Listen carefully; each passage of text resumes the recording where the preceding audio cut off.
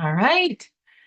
Hey, everyone. I think we are live. Welcome back to the Sober Witch Life podcast with your host, Sunshine, the pink-haired sober witch. Oh my goodness. I'm realizing I've taken my notes down, but I didn't change a whole bunch of stuff. So I was about to talk about the last episode. Yeah, we're, as always, always going to start with a little bit of story. And I teetered in what I was going to do today on. Like I hemmed and hawed, and there was a couple of things that I went back and forth on.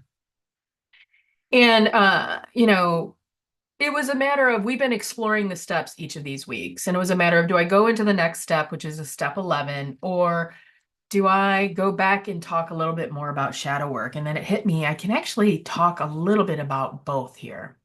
So we're going to start with that story time first. If you didn't know I was a witch or a psychic, you might label me as legit crazy, right?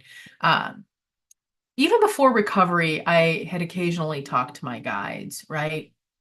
And I remember it was in 2018 when I really started doing it a lot. And I'd left a corporate job that I'd been at for many, many, many years, and it had just gotten so horrible for my spirit. Had gotten so horrible for my spirit that I remember I had started doing, when I left, I didn't have anything lined up. I started doing yoga every morning. I would do yin yoga every morning, 90 minutes. And afterwards, I'd be in Shavasana and I would often just start talking to my guides and, connecting. And I had finally asked at some point, I said, is there anybody here? Is there a guide that's able to help? Right? I don't want to find myself back in a position like I was. Like I want to change my life. I want something different. And I didn't know, I suppose, where that was going to take me. But I knew that I didn't want to go backwards anymore. I didn't want to find myself in the same kind of environment, and betraying myself in the same way. And so I met B, my spirit guide, who I've now come to realize is my higher self, right? And when I'd stepped into recovery, I began speaking to my guides every single day. Every time I stopped and meditated, every time I stopped and reflected, I would talk to them, never really asking for guidance, but just sharing conversation, so to speak. Right. We were probably about 5, maybe 6 months into my recovery. I started working with my ancestors. I started working with deities. I eventually learned to even recognize my higher self versus all of those other wonderful guides and protectors. Right. And it's really important that we're able to do that because sometimes our ancestors and, even some of the spirit and the deities and, they can be a bit biased, their perspective. Our higher self, that, portion of ourself that's literally representative in the collective conscious and the divine, that divine part of ourself is the truest guide that we really have. And yeah, I mean, since then I have began connecting to my guides, and to my higher self for all sorts of different guidance, right? I think I mentioned maybe last time that I've had disordered eating throughout my life. And so I'll check in on my diet and what I'm feeding myself and ask for guidance and strength so that I know that I'm eating well and nourishing my body, right? Or, should I take this supplement? Should I take that supplement? Should I, whatever that may be, I will often allow them to guide me towards what it is I might need to be engaging in. I also mentioned that I have a lot of shadows that I've been dealing with in my recovery. You don't drink for 30 something years of your life and not hide from a lot of shadows. And so over the course of the last 5 years in my recovery, I've been actively working in them, engaging them, and asking my guides to show me them. Show me what I need to work on. Show me what I need to focus on. Show me what I'm resisting. Right. And that's another thing. Like I will ask them, when I'm in a pouty mood and don't want to do something, whether or not it's actual resistance to change or it's something I really don't need to be engaging with. I yeah, I can't think of a lot of things that I do today that I don't engage my higher self, my intuition, my psychic abilities to help support. right? And how do I do this? I've spent so much time honing these gifts that I can engage in conversation directly. I can literally say yes or no and get auditory as well as somatic responses for things, right? That's just a lot of practice. I've done that. I'll pull cards, right? So if I have yes or no questions, which I can usually frame a lot of things in a yes or no, right? I'll do it in yes or no.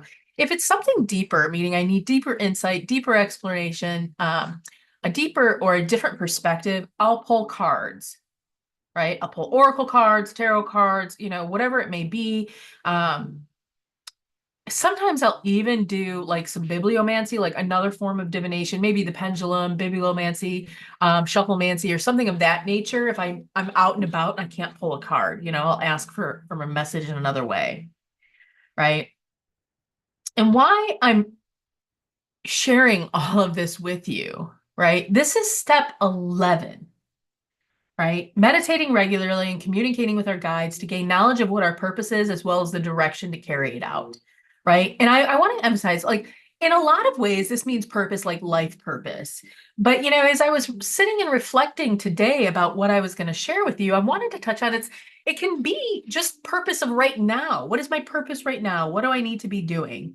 And I'll give you a perfect example. Last night, had a bit of a tough weekend as far as my relationship goes. And last night I laid in bed and I just kept asking, what do I need? What do I need? What do I need right now to feel safe? What do I need right now to feel safe? Right. And I would hear responses. This is why I 100% trust my intuition and my psychic hits. Because if I didn't, I know it would be a quick slide back in my recovery journey. A couple of months ago, I sat with a client who I've been working with to strengthen their own gifts and, along their own spiritual journey for almost 2 years. But as I shifted and changed and focused more on folks in recovery, I kind of had to change the way that I worked with them because they weren't in recovery. Well, we got to talking again, and there was a comment, it's not been the first time I've heard this individual say, I wish that were my gifts were like yours. And the reality is their gifts are different. All of us have our gifts show up differently for us, right? Where no one's going to ever be cookie cutter the same as somebody else's, right? But I told them as I sat there and reflected on what they had said for not just the first time, but probably the fourth, fifth, sixth, or maybe even 10th time that I've heard this. And I said, you want to know the only difference between my gifts and yours? And they said, what? And I said, I require my gifts to stay in recovery. I require the trust in and the confidence in them and to stay in recovery. I'm also sharing this with you because I know not everyone is confident in their guides or their intuition, and it can make you often feel like you're not capable, but I promise you absolutely are capable. Our psychic abilities are just like any other skill, right? Some of us are going to be naturally gifted, and I'm very blessed that I'm naturally gifted, right? But just because I was naturally gifted didn't mean that I didn't have to work on strengthening them, even where I came from. The truth is even if you might not be naturally gifted, you may pick it up easily, right? You may just pick it up easily. It may take 1, 2, 3 lessons and poof, there you are. And for others, you're going to have to work at it. But I promise you that no matter which one of those buckets that you fall into, you are absolutely 100% unequivocally going to be able to strengthen them and gain confidence if you're committed to doing the work, right? Committed to doing the work. And I'm going to really emphasize this again. It's not just about reading books, reading articles, reading blog posts. It's not just about talking about them. It is actively committing to continuing to use them, try different things, learn what works, learn what doesn't work for you, try something new over and over and over again. It may be the best gift that you give yourself in recovery. That being said, my dear friends, If you have any questions, you want to know how you might be able to, hopefully you know how to reach me. Just reach out. I am always here and on your side so that you too can embrace this beautiful path of witchcraft and your recovery. Much love from me to all of you. Until next time.